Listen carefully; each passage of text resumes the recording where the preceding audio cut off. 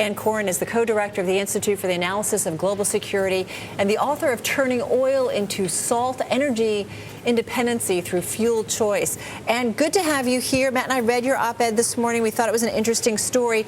If a simple $100 fix to the current cars and trucks and so on that are out there would fix this, I mean, why isn't it done already then?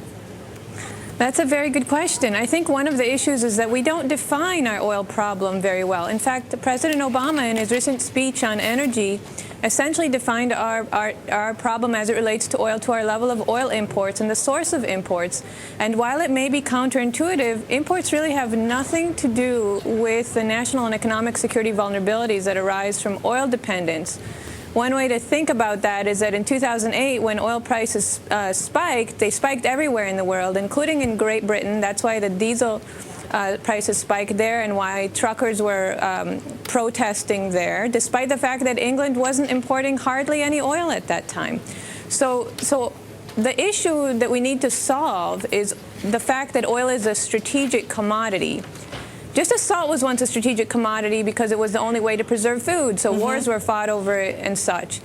And oil's strategic status derives from its virtual monopoly over transportation fuel. And so in order to make oil just another commodity, like salt is today, nobody cares who holds world salt reserves or what salt price is. It's actually, no, I think it's very interesting, and it's obviously kind of almost a tangent here, but salt used to be as important as oil. You pointed it out in your op-ed in the Journal, and obviously we figured out other ways to keep food fresh, so salt lost its importance. If we can figure out other ways to run cars, which is your point, we can sort of break oil's stronghold. The problem is gasoline cars are so much fun to drive. They're very torquey, they're fast, they make great noise. I mean, what would you say to people who say, look, natural gas vehicles just don't have the pickup, as much pickup as a gas vehicle?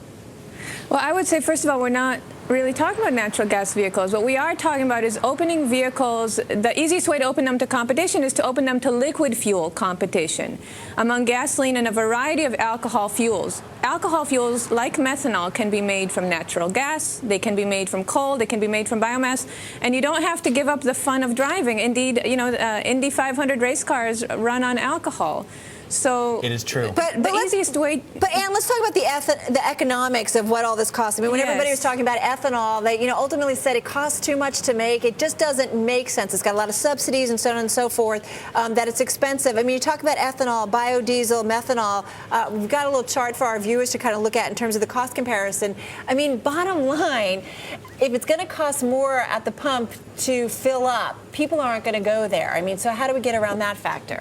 Well, methanol, on a per-mile basis, methanol is more economic than gasoline. Methanol in the world is primarily made from natural gas and oil. A spot price of methanol today, I think, is $1.25 a gallon, somewhere around there. Methanol has about half the energy of gasoline, so 2 gallons of methanol equals 1 gallon of gasoline. So that gives you $2.50 plus taxes and distribution. You're still doing fairly well on a per-mile basis in comparison to gasoline.